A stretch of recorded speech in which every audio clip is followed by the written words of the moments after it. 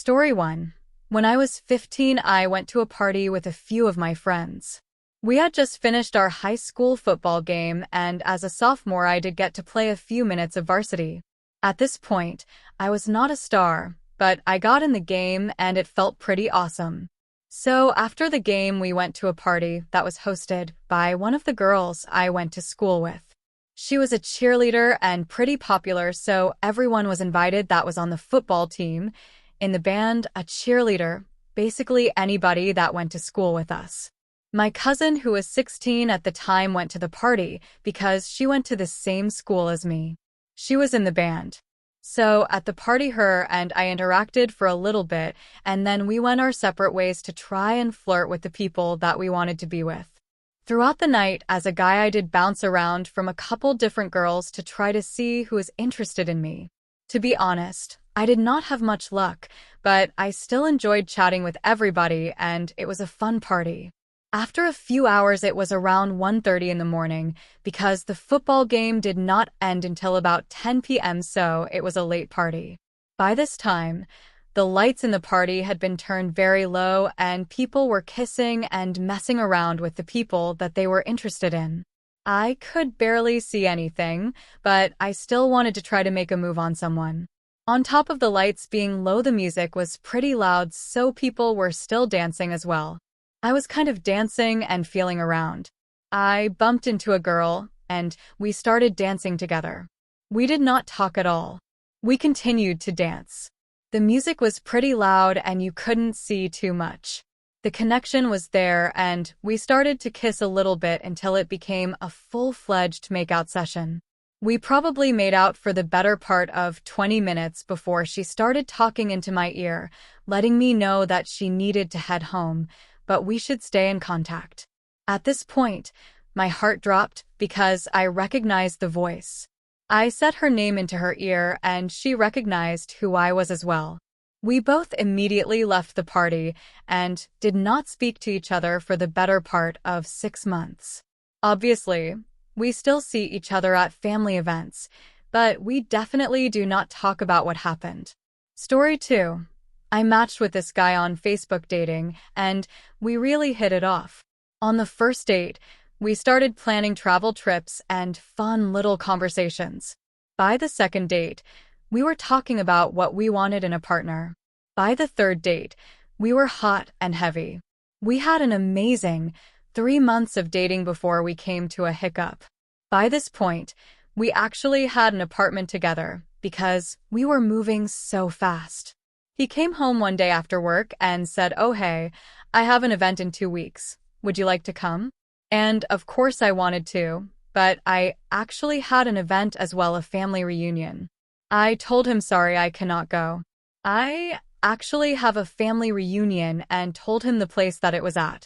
He paused for a minute and said, "Wait, that's where mine is at." And at first we thought, oh wow, what are the odds our reunions are at the same location? Until we looked at both of our invitations and noticed that they were for the same reunion. So we went to the reunion together and started putting the pieces together. It turns out he is a third cousin, and from this we honestly were not sure how to proceed. We went home and we didn't know how to breach the topic with each other. We were not sure if we were in the wrong or if it's not that big of a deal. We decided to take a little break, and this ended up bringing us closer together. We tried dating other people for a while, and we just did not have that connection. So needless to say, we got back together. At the time of writing this, we are still together. Story 3. So to be honest, the story is a little embarrassing, but I'm still going to tell it anyway. When I was 25, I just got divorced from my high school sweetheart. We were soulmates in my eyes, and I was completely devastated. After about 3 months of being divorced, I decided it was time for me to start trying again, and I downloaded Bumble. I would get a few matches here and there, and every now and again they would message me. To be honest, when I was swiping, I didn't really look at who it was, and I would just swipe, swipe, swipe. So one day I got a message from a girl who was my cousin, and it said, "LOL, why would you match with me?"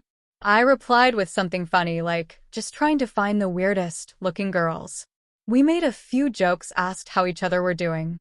She lives in another state, so we don't really chat that much, but she was aware of my divorce, so we talked about that for a little bit. There was no flirting or anything like that. We just chatted basically like friends. We decided to give each other our phone numbers as again we're not that close.